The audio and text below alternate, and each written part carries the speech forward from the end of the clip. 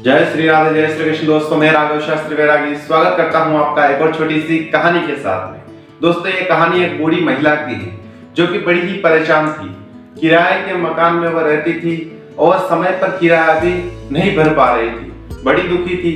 उसने अपने रिश्तेदारों को, अपने भाई बंधुओं को, सबको उसने रिक्वेस्ट करी कि कोई मेरी मदद करो, इस परिस्थिति से मुझे बाहर निकालो, कुछ पैसों की मदद करो। परंतु उनकी मदद किसी ने नहीं की।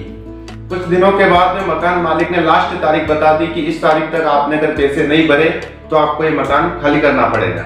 उसने बार बार रिक्वेस्ट करी परंतु मकान मालिक ने उनकी बात एक नहीं सुनी और अंततोगत्वा वही तारीख आ जाती है। उस तारीख पर उस मकान मालिक ने 2-3 जनों को भेजा कि जाओ उस महिला को वहां से निकाल करके मकान को खाली करवाओ।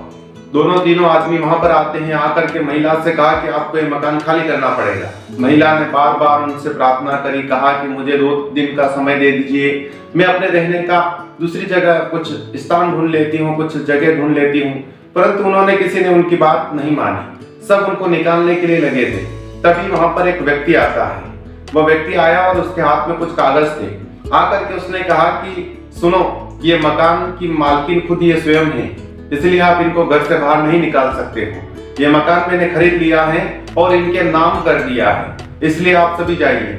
उन लोगों ने अपने मालिक से बात करी, तब उन्हें पता चला कि हाँ, सही में ये मकान इस महिला के नाम हो गया है। वो लोग वहां से चले जाते हैं। महिला हाथ जोड़ करके उस व्यक्ति के सामने खड़ी और कहा कि आप तो भगवान की तरह मेरे सामने आकर के खड़े हैं और मेरी इतनी सारी मदद की है। आप कौन हैं? मैं तो आपको जानती भी नहीं हूँ। तब उस व्यक्ति ने कहा कि आप याद करिए, आज से 30 साल पहले जब एक गली से गुजर रहे थे, तब वहां पर मैं भीख मांग रहा था एक छोटा सा बच्चे के रूप में। मेरी उम्र कम थी, भीख मांग रहा था। मेरे कोई माता पिता नहीं थे, सब मेरे परिवारजन सब खत्म हो गए थे। मैं अकेला हो गया था, भीख मांग रहा था और मैंने आपसे प्रार्थना करी थी। आप अपने पति के साथ में जा रही थी तो मैंने आपसे कहा था कि आपके पास कुछ पैसे हो तो आप मेरी मदद करिए।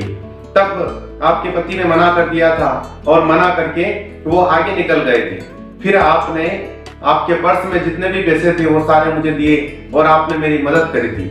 उन्हीं पैसों से मैंने पढ़ाई करी और पढ़ाई करके अपना जीवन को संवारा और आज मैं एक कंपनी का मालिक हूँ। तब मैं कंप्यूटर पर बैठ करके कुछ लिस्टें देख रहा था। तब मुझे पता चला कि कुछ लोग अपने मकान का जो पैसा होता है वो पैसा किराया नहीं भर पा रहे हैं, उनका मकान खाली कराया जा रहा है।